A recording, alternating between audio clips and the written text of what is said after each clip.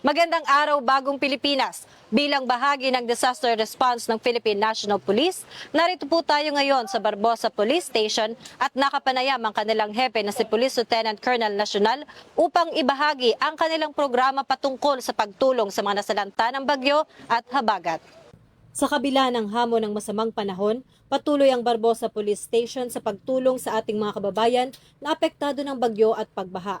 Kamakailan ay mabilis sa tinulungan ng mga personal nito ang isang dialysis patient na na-stranded sa baha. Ligtas nilang naihatid ang naturang pasyente upang hindi maantala ang kanyang mahalagang dialysis treatment.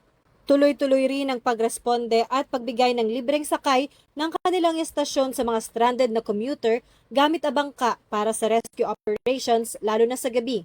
Malaking tulong din ang inhandog nilang libreng sakay sa mga kababayang nahihirapang byumahe dahil sa baha na nagbigay ng ginhawa sa ating mga residente. So ngayon po meron tayong search and rescue team at tuloy-tuloy pa rin ang police assistance ng ating mga kasamahan dito, lalo na sa mga commuter, nagkakaroon din tayo ng libreng sakay. Tuloy-tuloy pa rin ang pag-monitor ng kanilang himpilan sa lagay ng panahon upang masiguro ang kaligtasan ng mamamayan.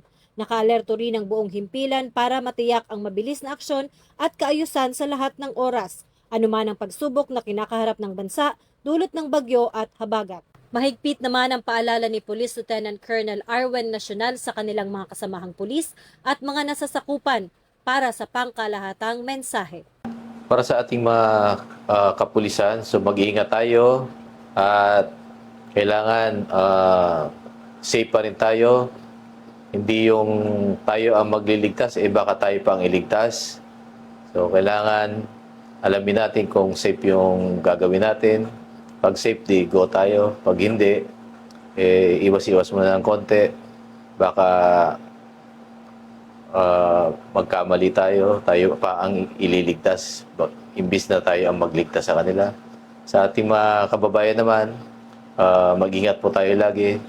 At huwag na po tayong sumuong kung may mga baha at kung wala na tayong gagawin.